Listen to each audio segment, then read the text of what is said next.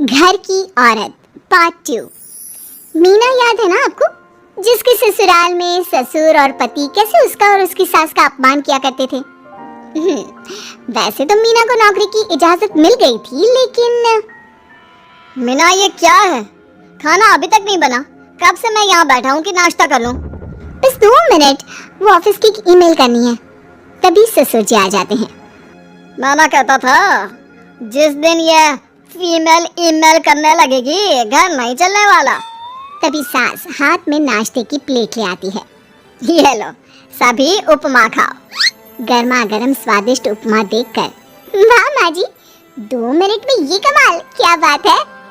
वो आता है ना रेडी टू ईट वाला पैकेट, वही बनाया है।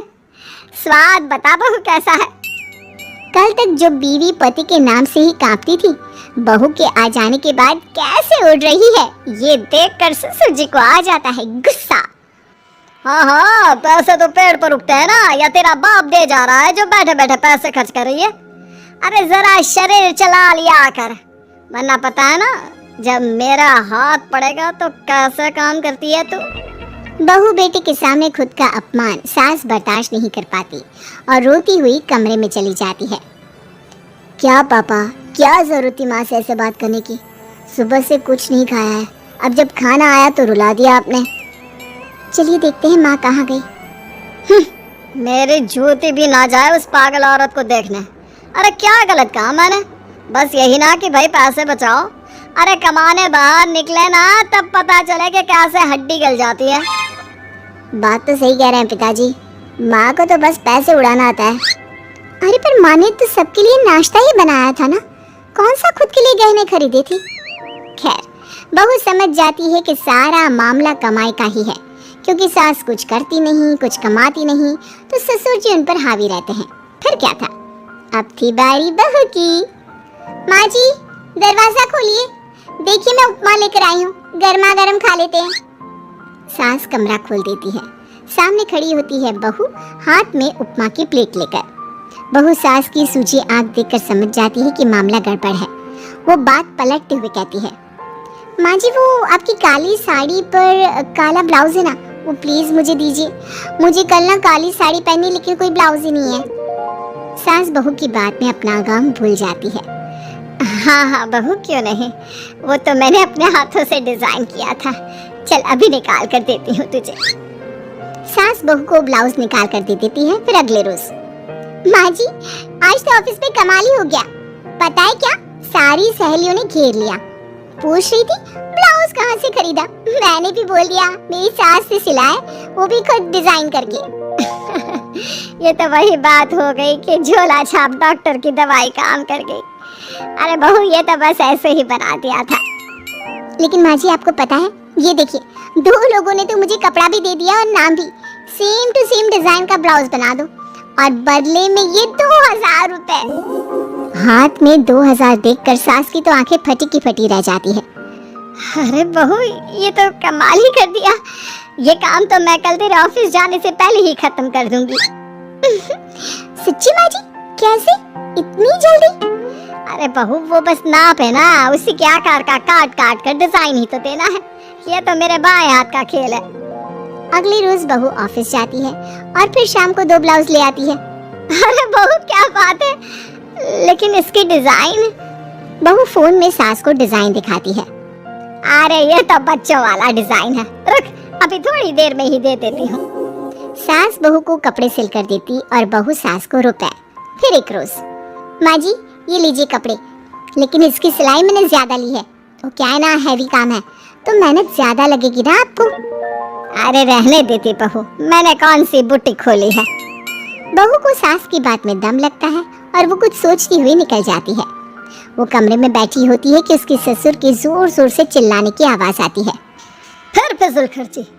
अरे तुम्हारे जैसी बेकार नाकाम काज करने वाली औरत कब पैसे की कीमत समझेगी। क्या जरूरत थी ये मशीन खरीदने की? अरे वो मैंने EMI में ली है, आपको पता है ना कपड़े सिलने का कितना शौक है मुझे। हाँ तो क्या दर्जी बनोगी, लोगों को पकड़ पकड़ कर नाप लोगी? अरे कुछ तो शर्म करो। तभी बहू आ जाती है, उसके हाथ में चाबी होती है। माँ जी ये चाबी, मैंने चौराहे में आपके लिए बुटीक खोला है, पैसा लोन से लिया है तो काम करके आप चुका देना। और हाँ माँ जी, कल उद्घाटन है तो 11 बजे दुकान में पहुँच जाना, पूजा में आपको ही बैठना है। ये सुनकर ससुर जी आग बुबला हो जाते हैं। कहीं नहीं जाएगी ये, इस घर की औरतें बाहर नहीं निकलती। तू तो इंजीनियर है इसलिए तुझे इजाजत दे दी, लेकिन ये तेरी सास 4 अक्षर नहीं आते इसको। अरे रहने दे, क्यों पैसा बर्बाद करवा रही है। सास को डांटने की आदत ससुर जी को जो लग चुकी थी, सास बहू की ओर देखती है। तो माँ जी कल वक्त से तैयार रहना। ससुर जी आप ही तो माँ जी को कहते थे ना उन्हें पैसे की कदर नहीं है, तो अब वो खुद ही कमाने जा रही हैं। अरे और क्या पापा, देखिए मीना ने कितना अच्छा बुटीक खुला है माँ के लिए। अरे रहने दो, ये कुछ नहीं कर पाएगी, गंवार कहीं। ससुर की रजामंदी ना होने के बाद भी सास काम करती है, लेकिन ससुर भी ससुर होता है। एक रोज सास देर से घर आती है। कहाँ घूम रही थी? ये कोई वक्त है घर आने का? घर का ठेका क्या आप मर्द लेंगे? अब लगोगी रसोई में, क्योंकि तुम्हारी बहू रानी भी नहीं आई अभी तक। पापा आज बाहर से ही मंगवा लेते हैं। आज बहुत ज़्यादा काम था, किसी की शादी का पूरा कपड़ा सिलना था। कल उन लोगों की ट्रेन थी, खुद बैठकर काम करवा कर गए हैं। बहू ये पैसे हैं आज के गल्ले के, ज़रा संभाल ले। ससुर देख रहा होता है कि कैसे कल तक जिस औरत को वो बुरा भला कहकर डरा कर रखता था, वो आज उससे ज़्यादा कमा रही है। देखता है कितना दिन कमाती है। ससुर अब रोज़ कोई ना कोई ऐसा काम करता है जिससे सास का काम बंद हो जाए। फिर एक दिन, हे भगवान 10 बज गया, बुटीक खोलने का वक्त हो गया है, लेकिन ये मेरी साड़ी, इस पर ये क्या गिर गया, पता नहीं किसने क्या डाल दिया, अब क्या करूं। सास दोबारा अलमारी से दूसरी साड़ी निकालती है, फिर उसे प्रेस करती है और किसी तरह बुटीक पहुंचती है जहां पहले से ही कस्टमर खड़े होते हैं। अरे क्या हो गया? लगता है काम चल गया तो मैडम के भाव बढ़ गए। पता है इस धूप में पिछले आधे घंटे से खड़े हैं, पता होता तो बहू बगल वाली शॉप में ही दे देते। अरे अरे माफ करिएगा, वो क्या हुआ ना, तैयार होकर निकल ही रही थी कि साड़ी में सॉस गिर गया। दोबारा साड़ी चेंज की तो आप आई। ठीक है, लेकिन अब आ गई है तो जरा जल्दी से कपड़े दे दो, हमें जाना है। सास को कस्टमर की बात बुरी लगती है, लेकिन क्या करती, वो जल्दी से सभी को सारा सामान देकर विदा करती है। सारा दिन काम करती है। वो निकल ही रही थी कि एक कस्टमर आती है। जी वो मेरी साड़ी है ना शादी की, उसका लहंगा बनवाना है। हाँ क्यों नहीं, बनवा लो। शादी की साड़ी के साथ इमोशंस जुड़े होते हैं। बिल्कुल सही बोला आपने, परसों मेरी शादी की सालगिरह है तो ज़रा बना देना। अरे नहीं, इतनी जल्दी कहाँ तैयार होता है शादी का लहंगा, कम से कम 4 दिन तो। देखिए आप 2 दिनों में जितना कमाती है ना, वो मैं आपको 1 दिन में दे दूंगी। बस मेरी ये शादी की साड़ी का लहंगा बना दीजिए। सास को भी अब पैसे की लालच आ जाती है। वो सोचती है कि वैसे भी कोई अर्जेंट काम नहीं है तो वो मैनेज कर लेगी। अब ठीक है, नाप दे दीजिए। औरत नाप देकर वहाँ से चली जाती है।